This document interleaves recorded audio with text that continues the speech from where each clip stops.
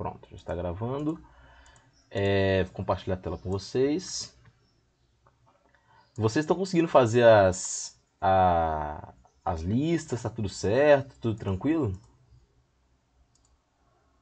Lembrem que a entrega é semana que vem. Então, assim, quem não começou a fazer ainda, dá um gás, manda mensagem aí pra mim, seja no grupo ou no privado, que a gente tira dúvida. Não dei mole com isso aí. Beleza? Pessoal, vocês estão conseguindo enxergar a tela aí?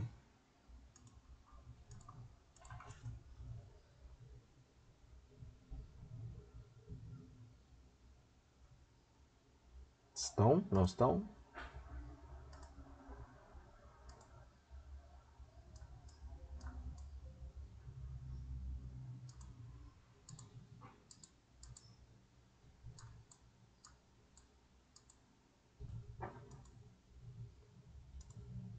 Tudo certo? Bom, então vou começar aqui, gente. Eu tenho que parar aqui para olhar o chat, para mudar de janela. Então, quem quiser falar alguma coisa, me interrompe por áudio, senão pode ser que eu não escute. Bom, como vocês podem ver, hoje a apresentação está um pouco diferente, né? É uma aula diferente.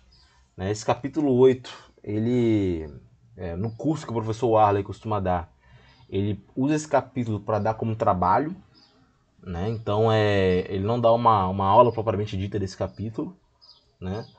Aí eu adaptei uma aula que eu já tinha aqui, juntei com uma aula de outro professor, né? Que tem bastante informação, né? De imagens, tabela, e tá esse apanhado aqui. Então tá um pouco diferente do que a gente costuma ver, mas é bem tranquilo. Tem parte dessa matéria aqui que inclusive eu já falei na aula passada, no capítulo 7, né? Sobre fratura e tal, mas eu vou repetir aqui algumas coisas e algumas coisas eu vou passar um pouco mais rápido, né? Então tem 99 slides, mas vai passar bem mais rápido do que costuma acontecer, como costuma ser. Bom, o tema da aula desse capítulo aqui é falha, né? É o capítulo 8 do Cálice, como vocês podem ver aqui, capítulo 8. Nesse capítulo, a primeira coisa que você tem que saber é diferenciar aqui uma falha de uma fratura. Isso eu já comentei com vocês na aula passada, mas vou repetir. Né? A fratura é quando ocorre a separação de um corpo em duas partes em resposta a uma tensão estática. Né? Então a fratura é quando eu separo o corpo em duas partes. Né? Essa é a fratura. A falha é um conceito mais voltado para equipamento, para máquina. Né? É quando uma máquina ela se torna incapaz de cumprir a função para a qual ela foi projetada. Então a gente tem uma grande diferença entre falha e fratura. Beleza? Para ocorrer a falha, não necessariamente vai acontecer uma fratura. A fratura ela só quer dizer que o corpo separou em duas partes. É um tipo de falha. Mas a gente pode ter falha de outras maneiras, né? de outras fontes, a gente pode dizer assim. Né? Como a gente vai ver aqui nessa aula mesmo. Então a gente tem que saber bem a diferença entre falha e fratura. É até um pouco comum a gente se referir à fratura como falha ou falha como fratura, mas é importante que a gente saiba distinguir esses conceitos. A fratura, sob condições específicas, ela acontece por alguns motivos específicos. Né?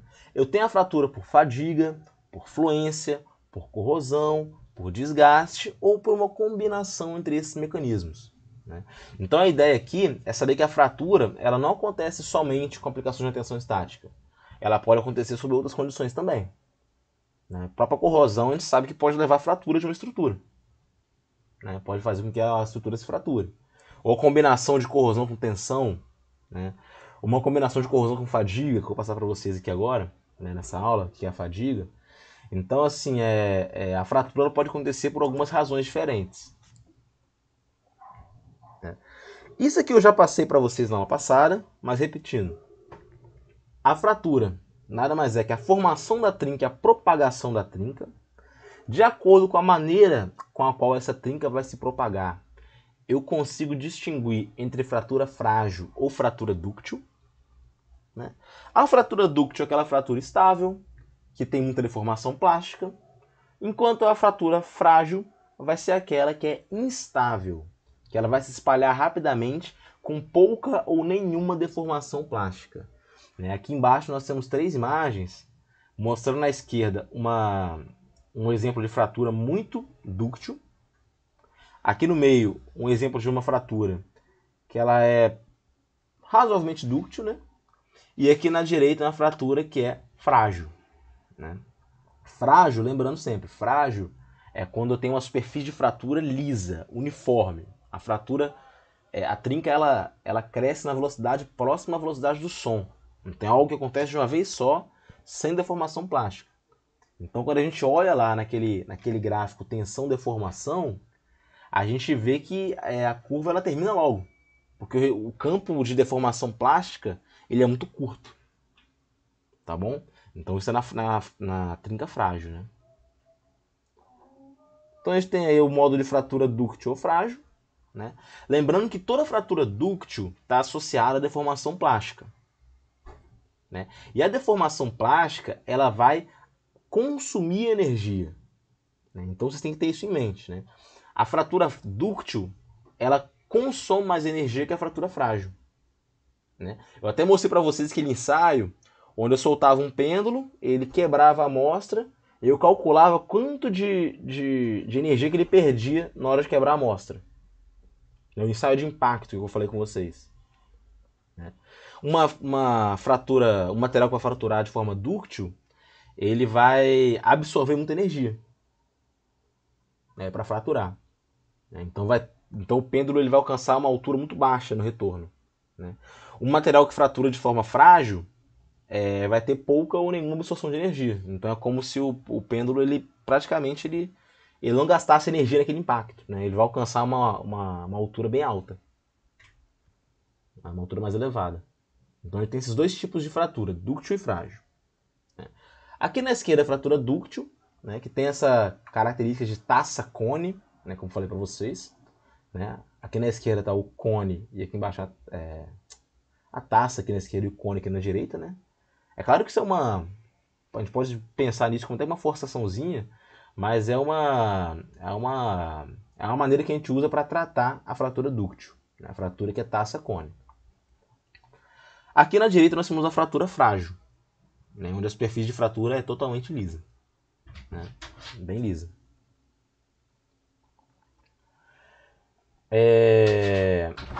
A fratura dúctil é aquela que é precedida por empescoçamento, ou seja, eu tenho uma deformação plástica, eu vou ter uma redução de área. É a característica por ser a fratura taça-cone, né? A gente, só um minutinho aí, rapidinho.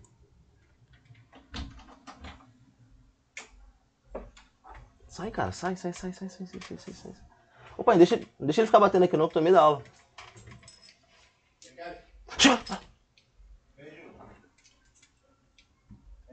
Pega ele aqui, pra tô no meio da aula. Ele ficou batendo aqui, eu tive que interromper.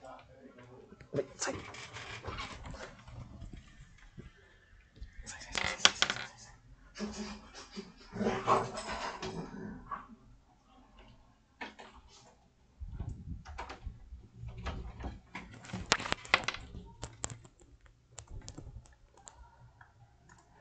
Desculpa aí, gente, a interrupção. Meu cachorro chegou e ficou batendo aqui na porta. Problemas do home office, né? Enfim, retomando. Estamos escutando aí, né? Tudo certo agora?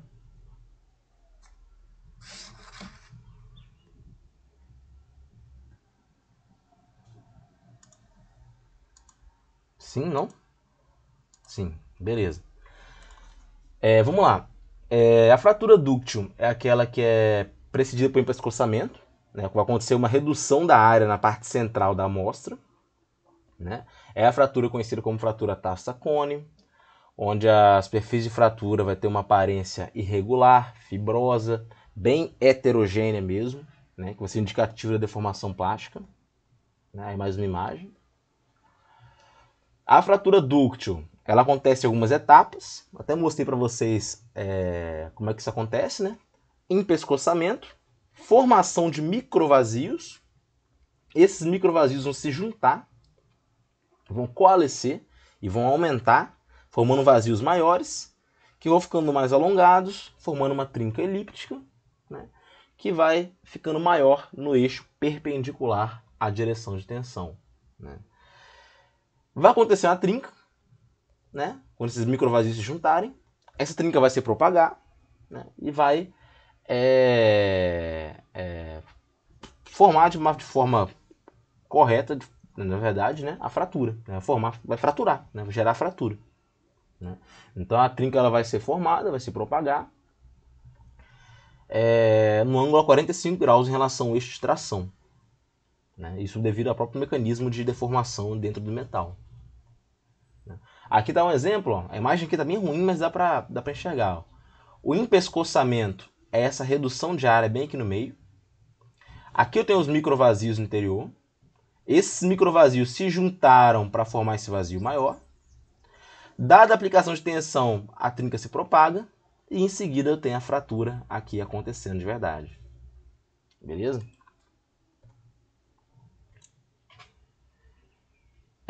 A fratura frágil, ela acontece sem deformação plástica. Acontece o fenômeno que a gente chama de clivagem.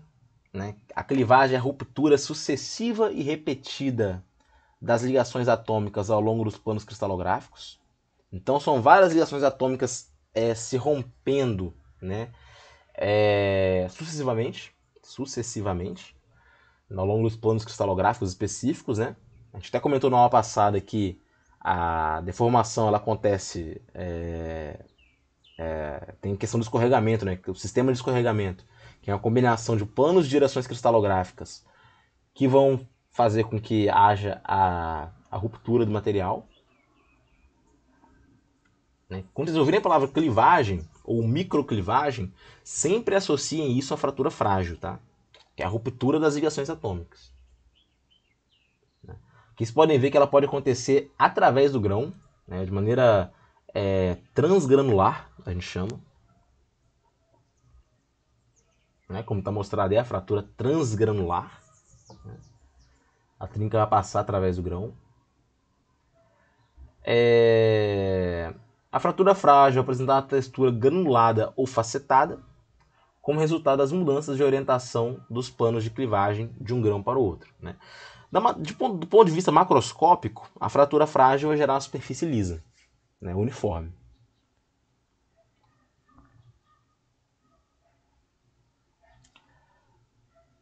Na fratura frágil, também, a direção do movimento da trinca é aproximadamente perpendicular à direção de tensão de tração aplicada. Então vai gerar uma superfície de fratura relativamente plana, né, como está mostrado aqui. Ó. Na esquerda, é o mesmo material. Né? À esquerda eu tenho ele sofrendo uma fratura frágil, que é a temperatura mais baixa, de 80 Kelvin. Né? Ou seja, a superfície de fratura quase não tem deformação. E aqui na direita é esse material a 300 Kelvin, onde ele sofre uma fratura dúctil. Como vocês podem ver aqui, ó, onde ocorre muita deformação plástica. Né? Eu até falei com vocês na aula passada que alguns materiais eles têm esse comportamento diferente em temperatura baixa ou alta. Em temperatura baixa ele vai ser frágil, em temperatura alta ele vai ser dúctil. Né? Alguns materiais apresentam esse fenômeno, né? Que é a transição dúctil-frágil. Né? Eu até comentei o exemplo do Titanic, né, na aula passada.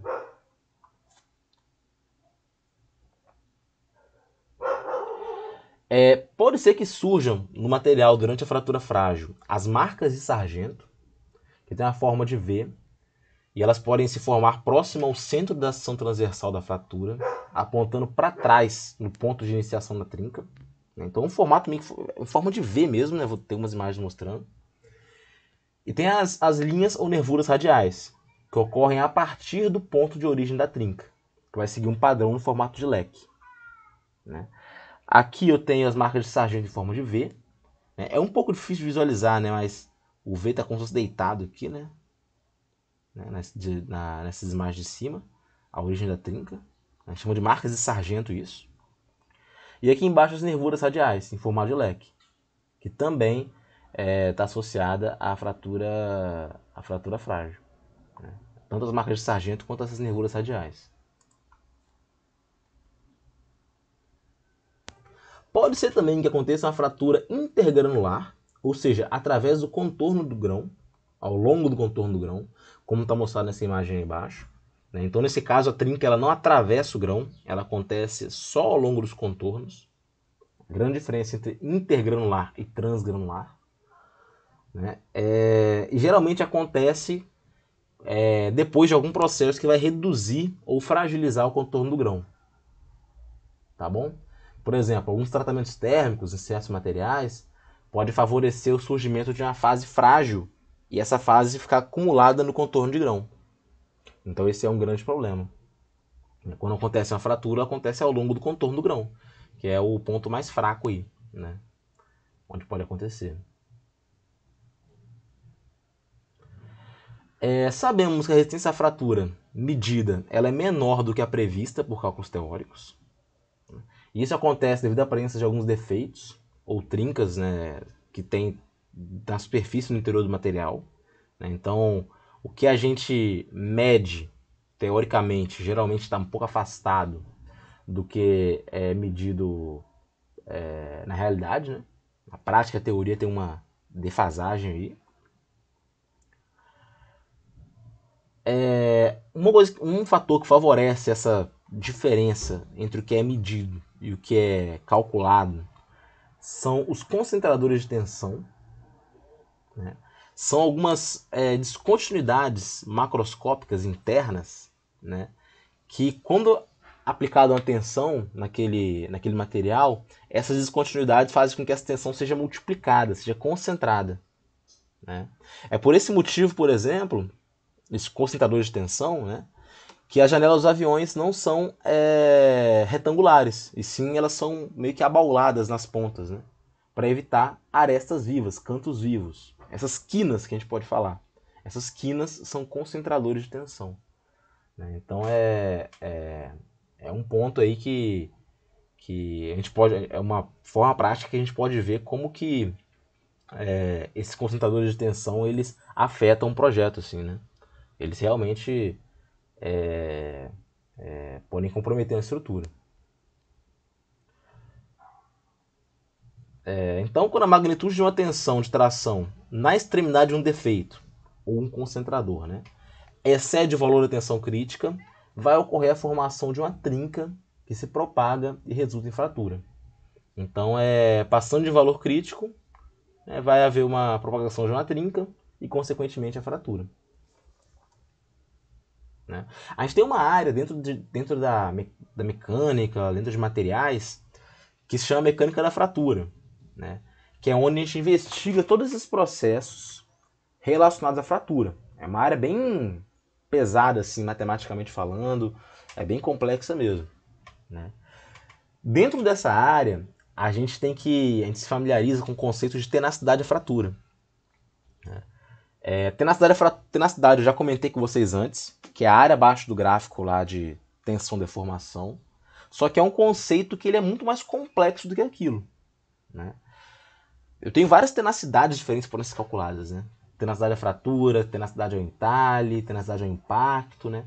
Mas de maneira geral, a gente considera que a nível de graduação, a tenacidade com a medida da resistência de um material à fratura frágil quando uma trinca está presente. Né?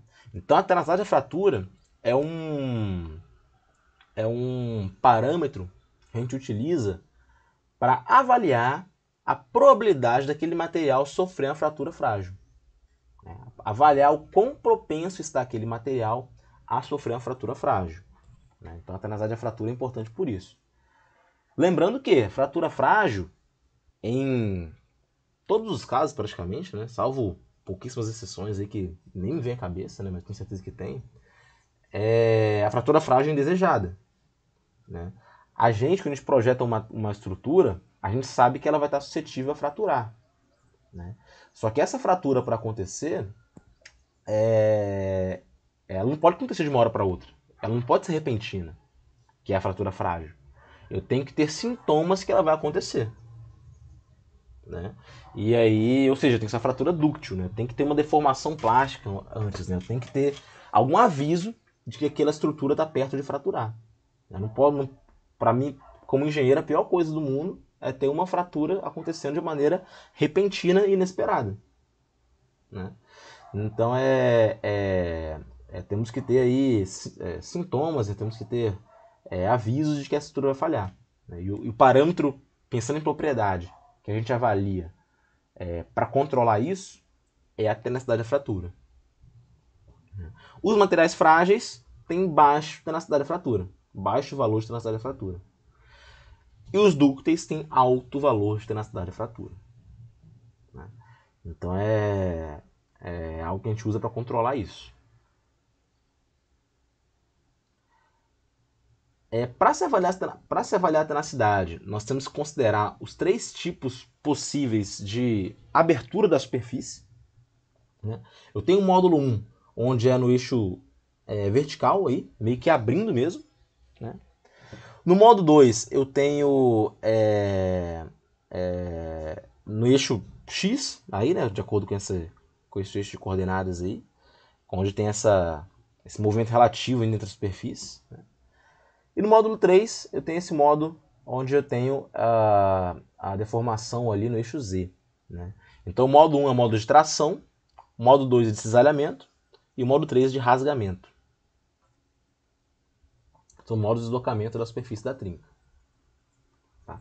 Isso aqui é até importante porque a gente pode associar um valor de tenacidade a cada um dos tipos de modos cada um dos modos, né, de deslocamento.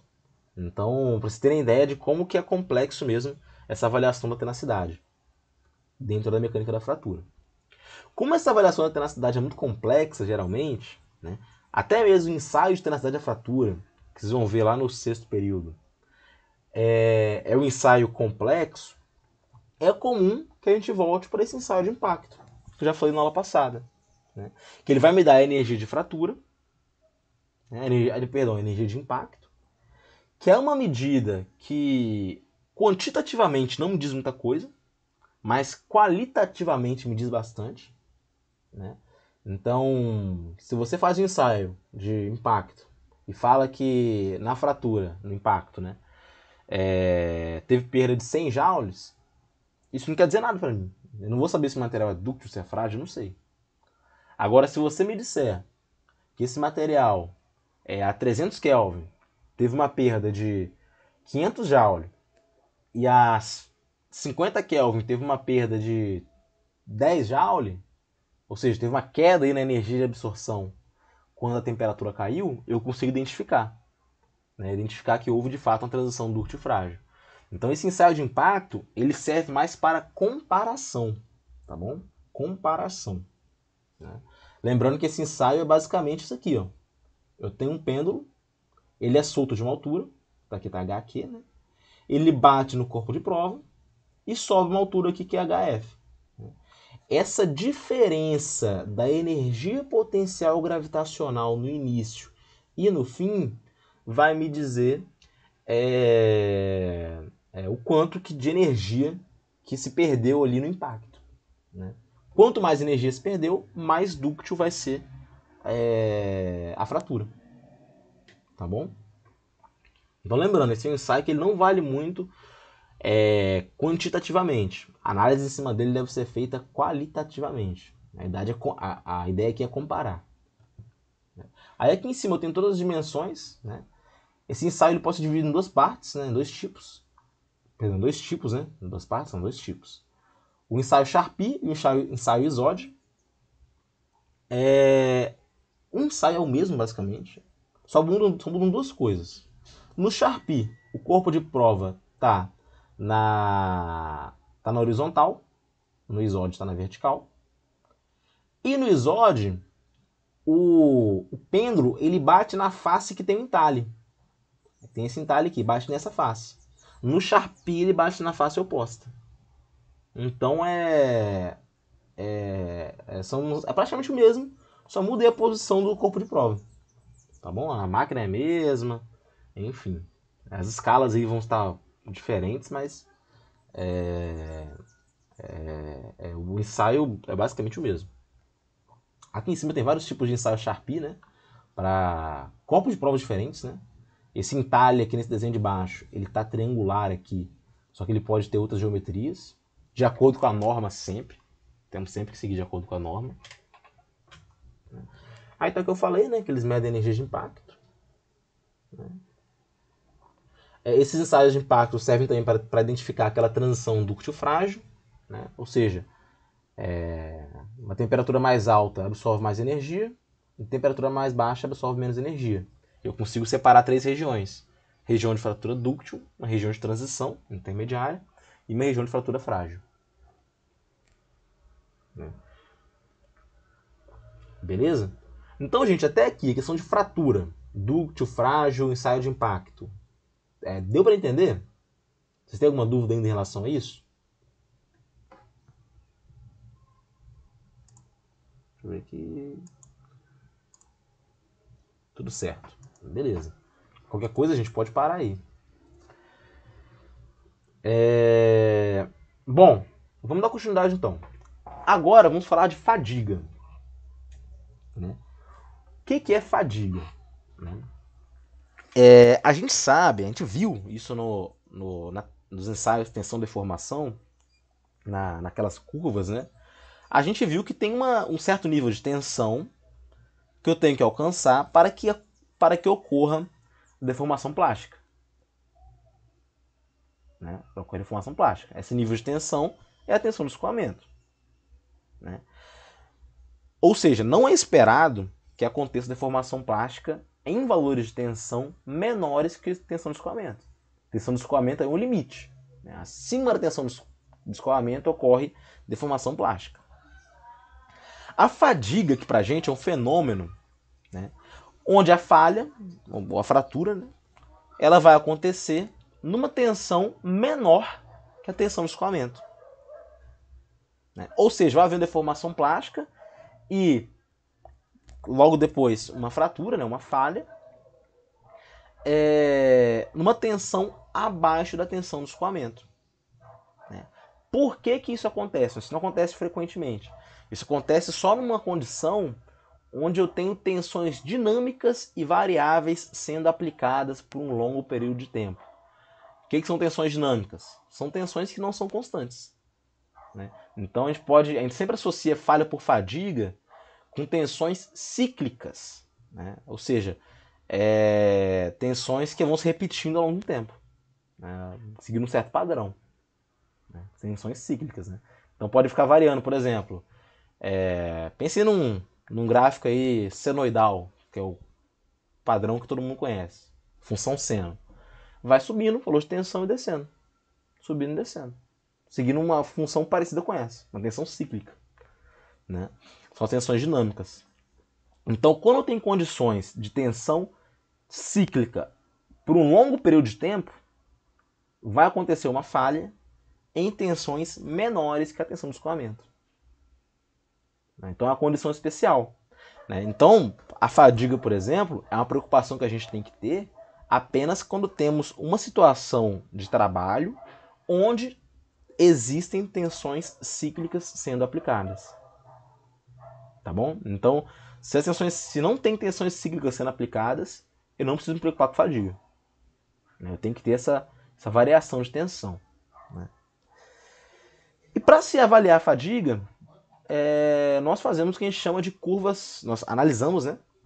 Plotamos e analisamos as curvas SN. Né? S vem de stress, que é tensão, né? E N vem de número de ciclos. Né? Em inglês é número de ciclos, number of cycles, número de ciclos até a falha. Né? Então a curva SN avalia o número de ciclos e a tensão. Né? O S aqui no gráfico é a amplitude da tensão.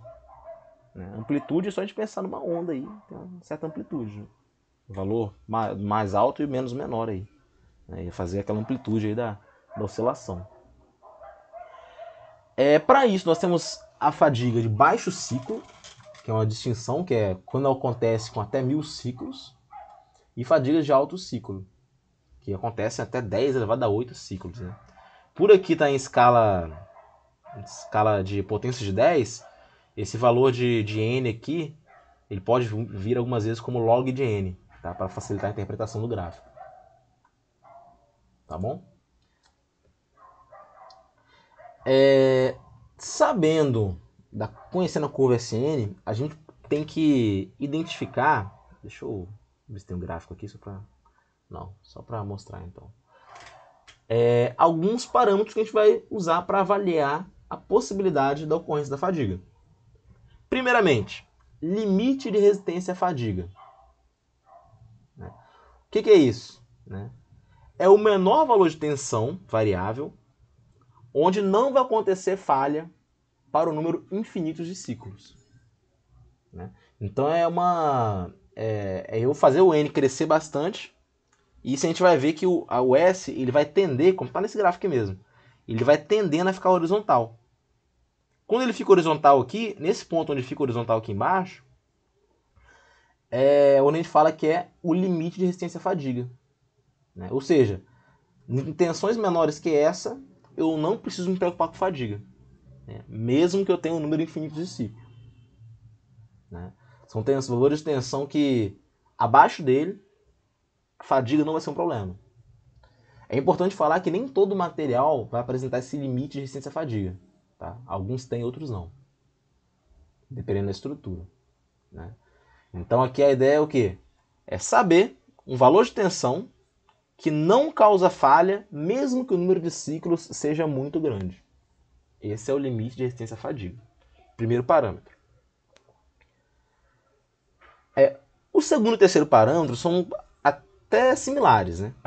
A resistência à fadiga, que é o segundo, não confundam os dois, tá? Eu tenho o limite de resistência à fadiga e tenho resistência à fadiga. A resistência à fadiga é quando eu travo o número de ciclos. Eu falo, 10 elevado a 8 ciclos, por exemplo. E aí, a resistência à fadiga é quando eu encontro um valor de tensão para o qual vai acontecer a falha nesse número de ciclos. Então, por exemplo, deixa eu ver aqui no gráfico. Para 10 a quarta ciclos, por exemplo, 10 a quarta, travando o número de ciclos, 10 a quarta. A resistência à fadiga aí vai estar em mais ou menos 75 aí, kPSI. QPSI, enfim, kPSI. Ou seja, em tensões abaixo dessa, para esse número de ciclos, é seguro operar com esse equipamento, com esse material. Que ele só vai, para 10 a quarta ciclos, ele só vai falhar na tensão de 75 kPSI, como está mostrado aqui. Tá bom? Então aqui a ideia é travar o número de ciclos e ver quanto de tensão ele suporta. A resistência à fadiga. A vida em fadiga é o contrário. Eu travo a tensão e vejo quantos ciclos eu aguento. Então, olhando para o gráfico de novo. Vamos supor que eu queira um material para suportar uma tensão de 60 kPSI, como está mostrado aqui. Eu sei que mais ou menos ele vai aguentar até 10 a quinta ciclos. Então a vida em fadiga é 10 a quinta ciclos. A vida em fadiga é um tempo e a resistência à fadiga é um valor de tensão. Tá bom? Esses aqui são conceitos que a gente usa para avaliar a possibilidade da fadiga acontecer. Da falha por fadiga acontecer.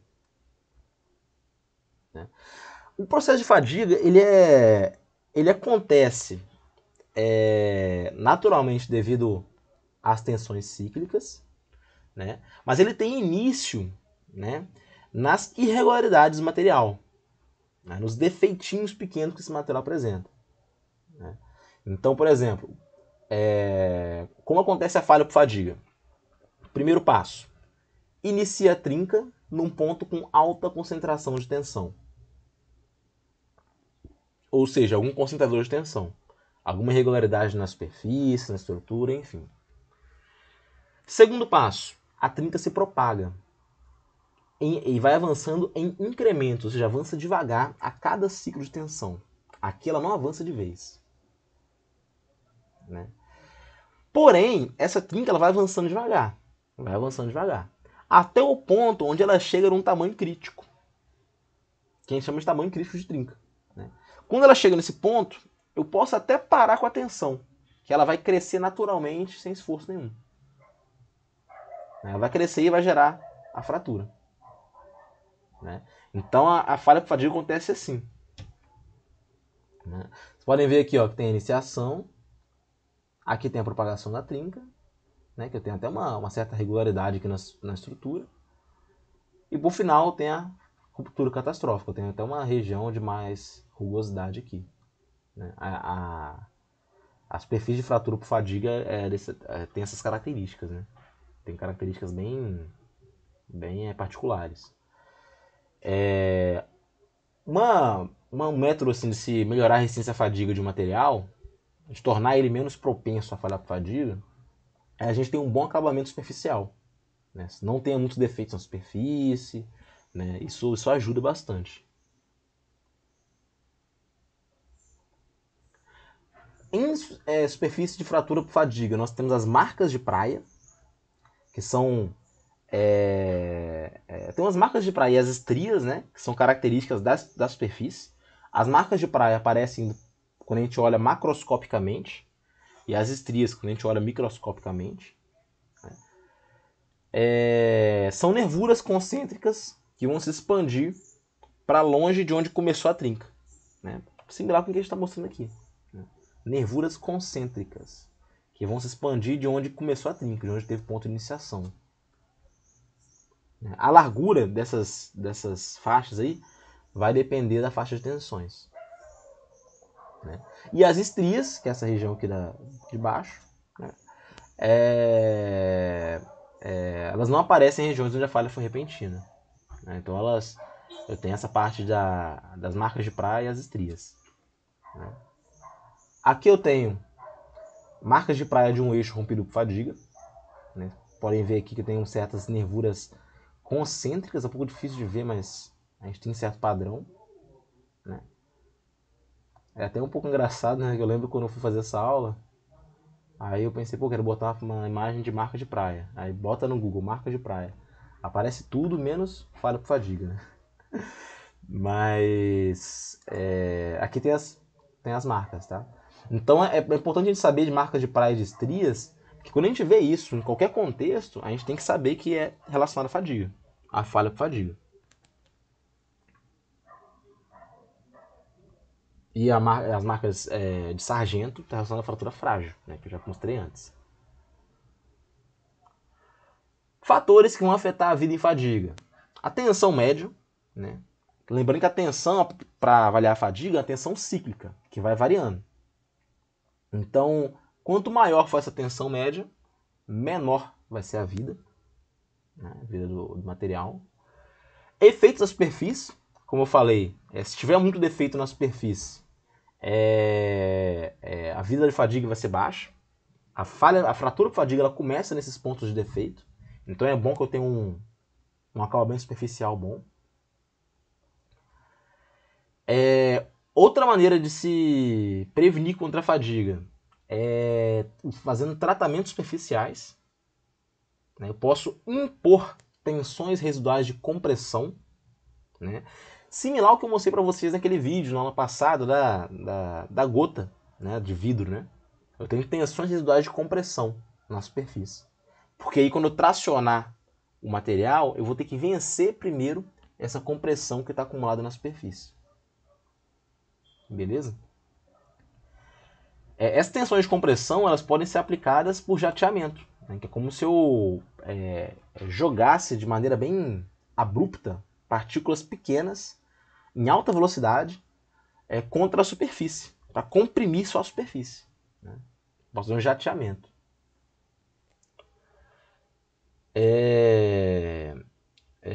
Então, os tratamentos superficiais podem melhorar a vida em fadiga. Endurecimento superficial também, né? Eu endureci a superfície, né? Vocês vão ver lá para frente que a gente tem tratamentos térmicos aí de carbonetação, cementação, nitretação, enfim, várias formas de se endurecer só a superfície. Beleza? Sobre fadiga aqui então, alguém tem alguma dúvida? Não? Eu acho que tem alguém aí com o fone aberto. Acho que é você, Vitor. Tá vindo só um ventinho aqui no meu ouvido. Ah, desculpa, se eu caí, voltei agora, do vídeo tava aberto. Não, beleza, não tem problema não. Começou agora também. Até aqui então tudo certo, né, gente? Deixa eu tomar um gole de água aqui.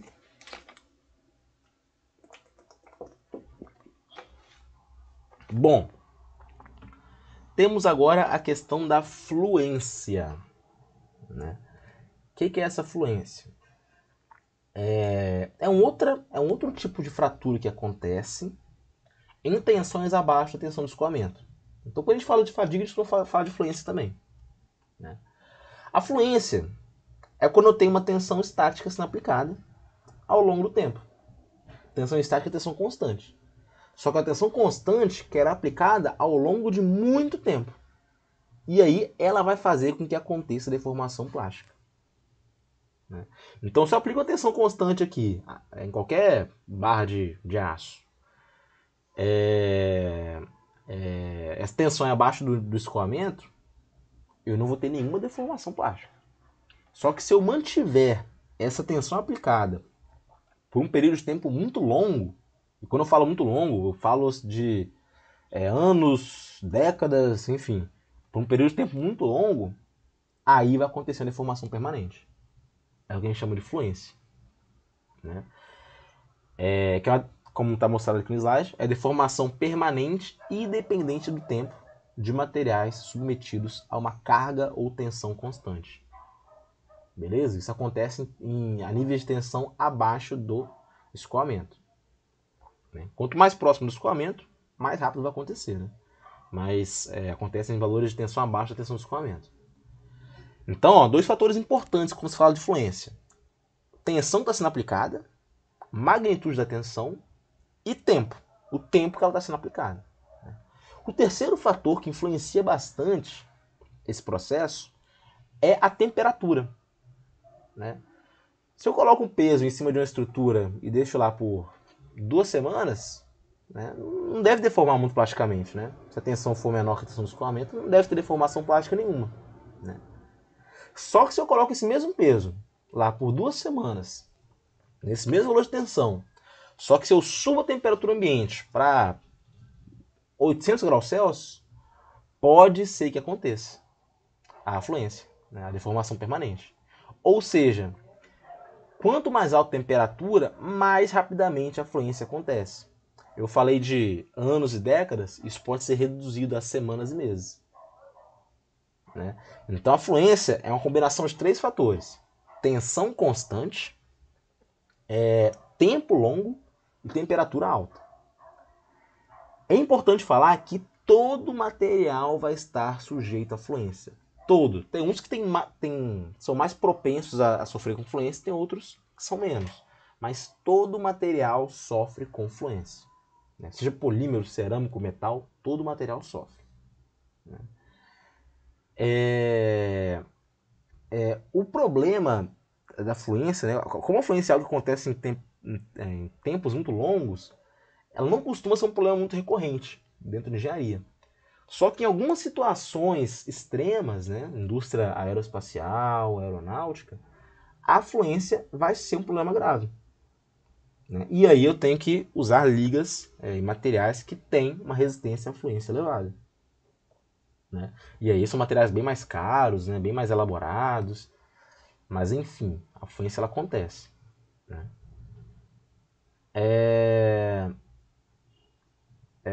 A gente tem um ensaio de fluência, que é para avaliar aí a fluência, né? Eu não falei isso, mas naquela curva SN, ela é obtida através de ensaio de fadiga também. O objetivo da aula aqui não é falar dos ensaios. A ideia do ensaio de fluência é submeter um corpo de prova a uma carga ou tensão constante, a temperatura alta constante, né, e avaliar a deformação ao longo do tempo, né? Como vocês podem imaginar, esse ensaio de fluência ele é um ensaio que naturalmente ele vai ser muito longo, né? Não tem como fazer ele de maneira rápida, né? Eu tenho que deixar a carga sendo aplicada por um tempo longo, né? Esse ensaio é feito preferivelmente com cargas compressivas, para que não tenham concentradores de tensão, né? Então a gente tem essa possibilidade, né? As cargas compressivas é quando a gente tem concentradores de tensão, por exemplo, vazios, elas vão agir no sentido de eliminar esse vazio, né? A carga trativa age no sentido de ampliar esse vazio,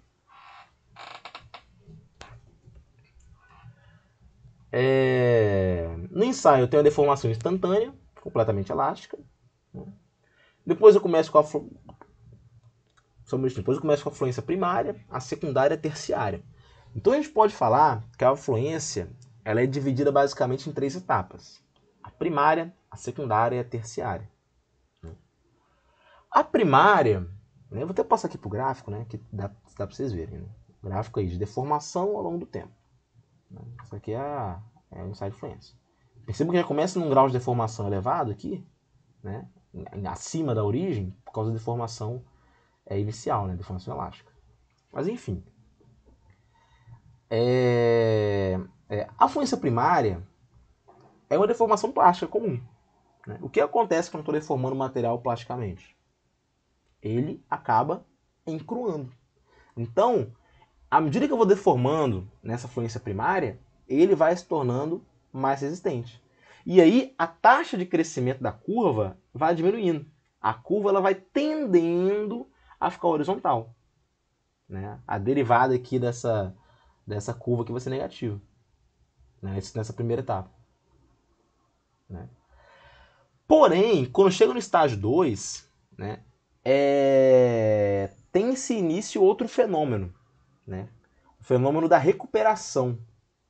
Que ele vai combater o encruamento. Então, no estágio 1, quem manda é o encruamento.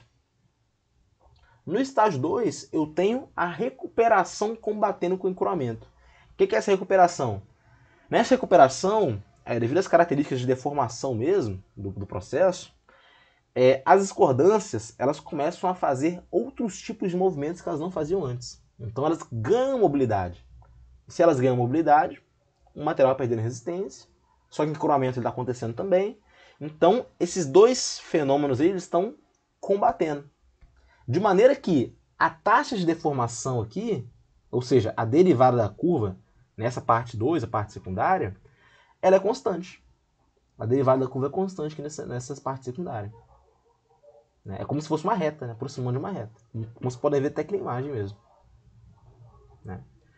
E aí eu chego na terceira parte. Na terceira parte é onde a recuperação ela vence o encruamento. Então a terceira parte ela é regida pela recuperação. Ou seja, aqui a deformação ela acontece de maneira muito acelerada. A taxa de deformação, né, a derivada da curva novamente, ela é positiva. Né? E aí, rapidamente acontecer a falha. Né? Questão de tempo tá até um pouco esquisita essa imagem aqui, porque a terceira etapa aqui geralmente é mais rápida, né? Que logo que entra na terceira etapa, logo chega na ruptura. Né? Então a fluência ela consiste dessas 3 etapas. A fluência primária, onde o encruamento manda. A fluência secundária, onde existe a competição entre encruamento e recuperação. Eu tenho um equilíbrio entre esses fenômenos, né? Que é a parte de mal duração. E a terciária, né? Onde eu tenho a recuperação mandando aqui, e aí a ruptura acontece rapidamente.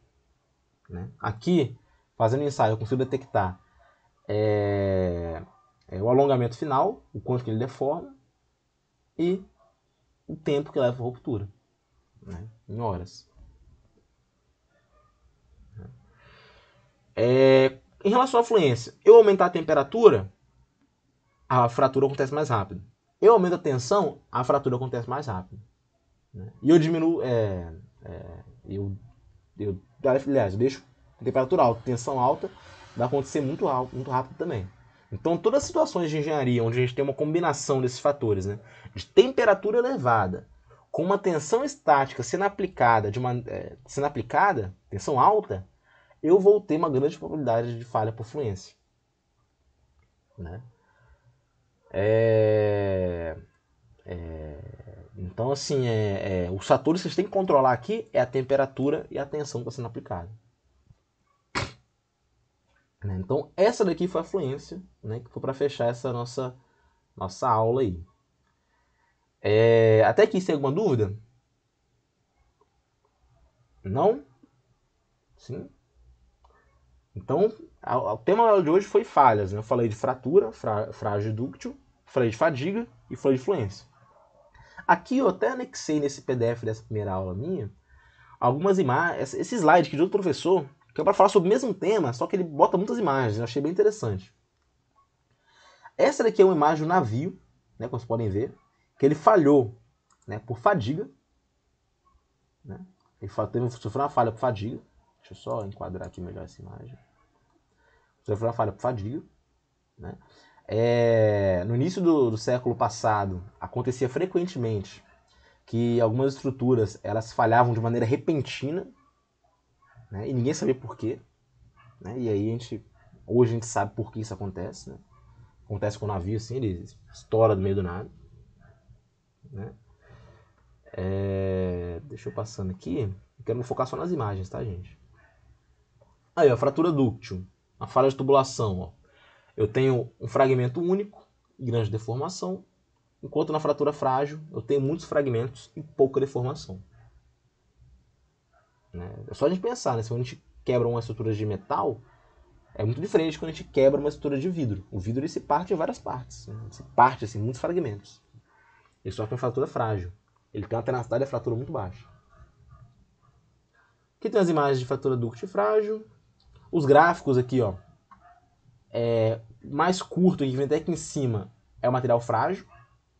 E aquele que é mais longo, que tem um campo plástico maior, é o material dúctil. Aqui tem tensão de deformação aqui para 3 materiais. Né?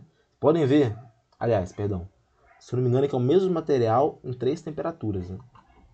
Vocês podem ver que a temperatura mais baixa, o gráfico de tensão de deformação mudou totalmente. Porque ele saiu de um estado dúctil para um estado frágil. Aí está o procedimento de ocorrência de fratura dúctil. Né? Algumas imagens de microscopia, né? O que é a fratura dúctil? É bem irregular mesmo. Né? As marcas de sargento, né? As linhas em forma de leques. Né? Aí tem mais exemplo de falhas aí, algumas imagens. A fratura transanular, que é a clivagem, né? Aquele rompimento sucessivo de ligações atômicas. Né? E aqui na direita, a intergranular. Como vocês podem ver, na superfície de fratura. Né? Transanular e intergranular.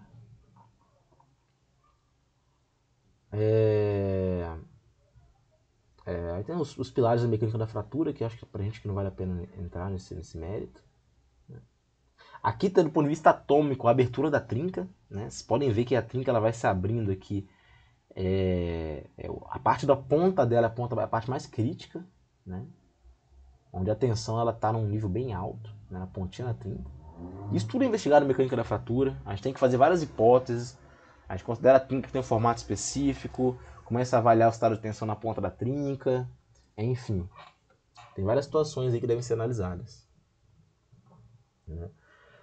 Aí tem as aproximações matemáticas, né, para se calcular aí, a tensão máxima na ponta da trinca, considerando que a trinca é elíptica, que a placa ela tem uma estrutura sem defeitos, enfim. É uma situação bem aproximada mesmo. Né? Mas os resultados eles são, de certa forma, até condizentes com a realidade. Né? Até condizentes não, bastante condizentes, né? Uma vez que a gente consegue usar a tenacidade da fratura para estimar aí a propensão do material a sofrer a fratura frágil. Né? Deixa eu passando aqui.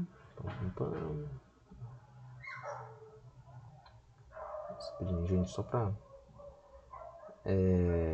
Aqui está o exemplo de concentradores de tensão, né, que podem ser gerados, né, mostrando o que pode acontecer na estrutura. Né? Aí os modos de fratura, né, como eu mostrei para vocês. O modo 1 é o mais encontrado, né? Tanto que quando a gente vai analisar a tenacidade nas tabelas, aparece geralmente K1. Né? E às vezes a gente nem percebe que é um 1, né? A gente acha que é um I, né? Mas é o K1. Né? Esse K1 se refere ao modo 1, que é o modo de tração. Aqui está a equação para se calcular a tenacidade da fratura, né? Que é esse Kc. Né? Esse valor de Y é um fator geométrico, né? Que a gente usa para adaptar a geometria da estrutura. O sigma é a tensão aplicada. E o A0 é o tamanho crítico da trinca. Né? Aquele tamanho que eu falei com vocês que, a partir dele, se chegar nesse ponto, a trinca vai crescer sozinha. né? Então, KC. Como vocês podem ver, ó, o fator geométrico ele é adimensional e a tensão é megapascal. O valor crítico da trinca aqui vem geralmente em milímetro, né, ou metro, né, qualquer coisa. E aí a gente costuma usar a tenacidade da fratura com as unidades de megapascal vezes raiz de metro. É a unidade que a gente usa para a tenacidade da fratura. Aí tem algumas expressões que a gente pode usar, né? Ser mais ou menos na mecânica da fratura mesmo. Podemos avaliar, comparar assim, tensão com o tamanho crítico da trinca, né? Então, assim, se eu tenho a condição que eu já conheço o tamanho crítico da trinca e conheço a tensão, eu vou saber qual vai ser a tenacidade da fratura daquele material. Aí tem as relações matemáticas aí. Né? Não precisam focar muito na parte matemática, tá? Eu costumo, no máximo, na lista, assim, ou em prova, em qualquer ponto, cobrar a interpretação da equação, né? Perguntando assim, se a tensão for constante e o tamanho crítico da trinca for constante, tem como melhorar a tenacidade da fratura? Tem, se eu mexer nesse fator geométrico. Então é uma maneira de se interpretar a equação. Aqui tem algumas imagens mais. Aqui nessa tabela tá bem ruim de ver, né? Mas tem aqui nessas últimas duas colunas a tenacidade da fratura de alguns materiais, né? O alumínio está aqui em 24 megapascal vezes raiz de metro. Uma liga de aço está por volta de 50, ou seja, bem mais tenaz, né? Por outro lado, vidro está entre 0,7 e 0,8. Óxido de alumínio entre 2,7 e 5. Policarbonato 2,2. Né? Então aí já dá um indicativo que esses materiais que têm uma tenacidade menor, eles são mais propensos a sofrer a fratura frágil. Geralmente, como critério de projeto, é suficiente a gente colocar como limite aí 25 megapascal vezes raiz de metro para ter tenacidade da fratura. Se a gente usar 25 aí, pelo menos a gente, de certa forma, garante, de acordo com algumas normas aí da STM, e enfim, garante que não vai acontecer fratura frágil. Então esses metais aí, basicamente, é muito difícil que aconteça, né? O alumínio aí, talvez, se ele sofrer uma transição aí dúctil frágil, enfim. Mas é mais comum para cerâmicos e para polímeros.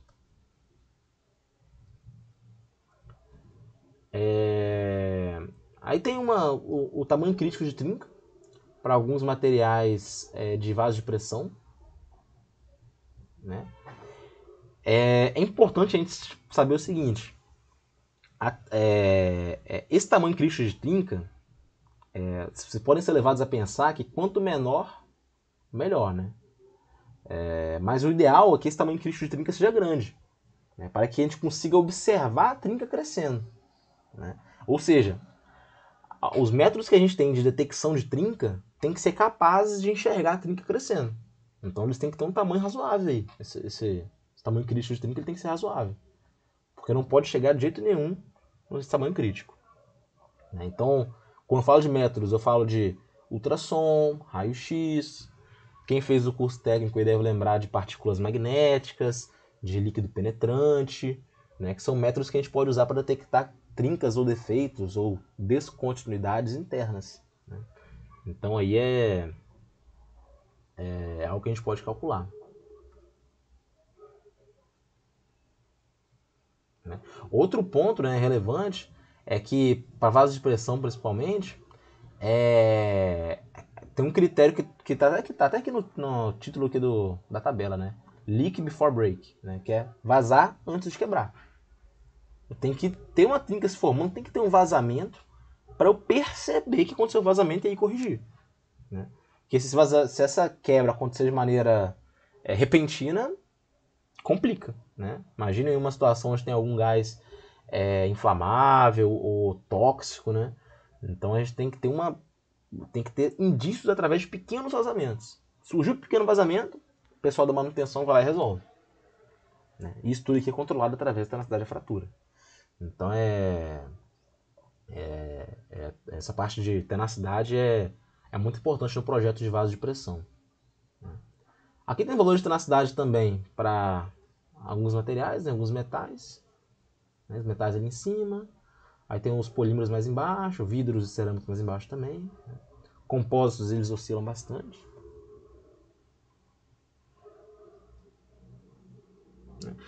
Sabemos que materiais dúcteis, sob certas condições, têm comportamento frágil, que é a tensão dúctil frágil, já falei com vocês disso.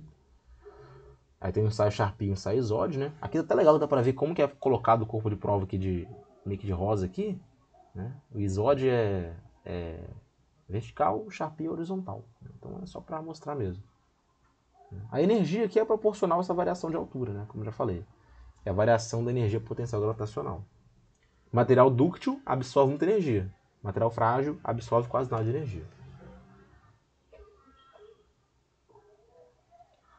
Aí fala com fadiga, né? Até mostrando aqui um gráfico de tensão, né? Variando entre o máximo e o mínimo, né? A tensão média aqui. As marcas de praia mostradas aqui, né? A fadiga, pode ser que eu tenha falado rapidamente e não mostrei a importância dela. Mas a fadiga, ela chega a ser 90% da causa de falha em componente mecânico.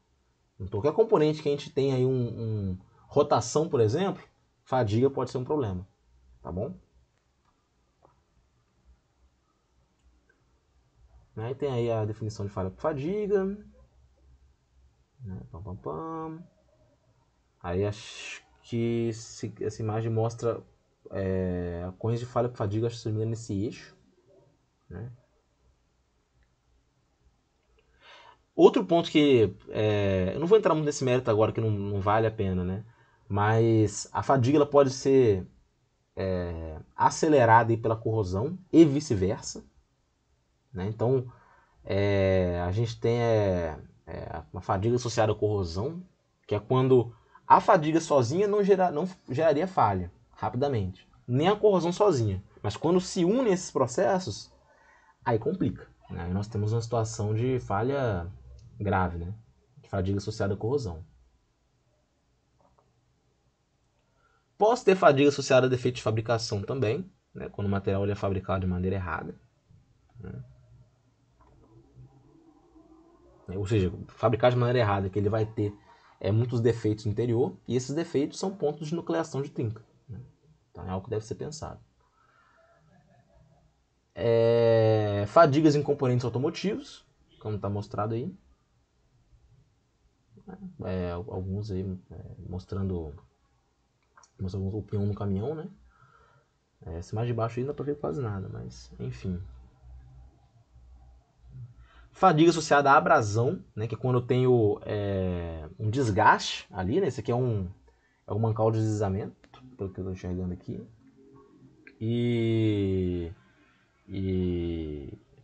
Esse mancal de deslizamento ele acabou falhando, né, devido à fadiga associada à abrasão, né, como se tivesse um desgaste acontecendo de maneira cíclica ali.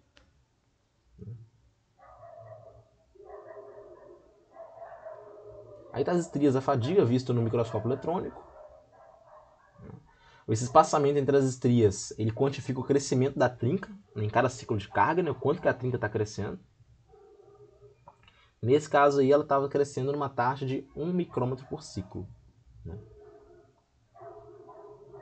Aí tá a falha por fadiga, aí, que nesse caso é transgranular. Estágio 1 e estágio 2. No estágio 1 ela ainda está crescendo, no estágio 2 chegou no ponto crítico. Né? Aí tem uma crise de formação das estrias, que acontece. O crescimento da trinca de fadiga, vocês podem ver aí, né? Com o número de ciclos, acho bem legal essa imagem, né? E começa com 10 a quarta ciclos, parece bem pequenininho. 2.6 10 a quarta. 7 vezes 10 a quarta já cresceu. Quando chega em 10 a quinta já está um rasgo no material praticamente. Né? Então é uma falha que acontece mesmo de maneira bem agressiva. Né? Aí temos aqui, deixa eu passar aqui.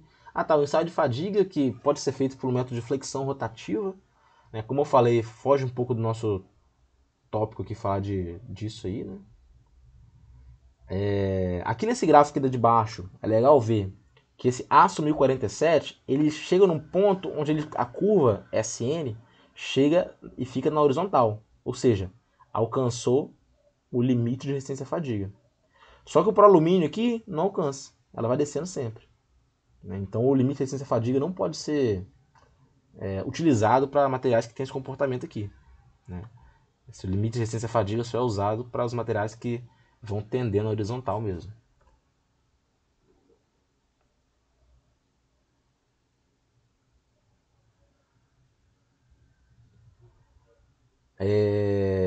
Aí temos aí a relação de tensão com o número de ciclos, né?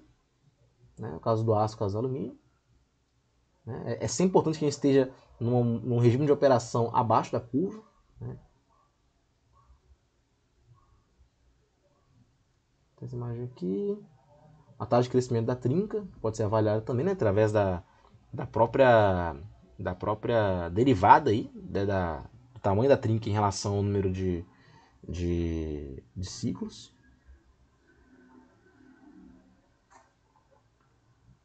Tem esse ensaio de fadiga, que eu já não vou falar dele aqui hoje. Deixa eu passar aqui.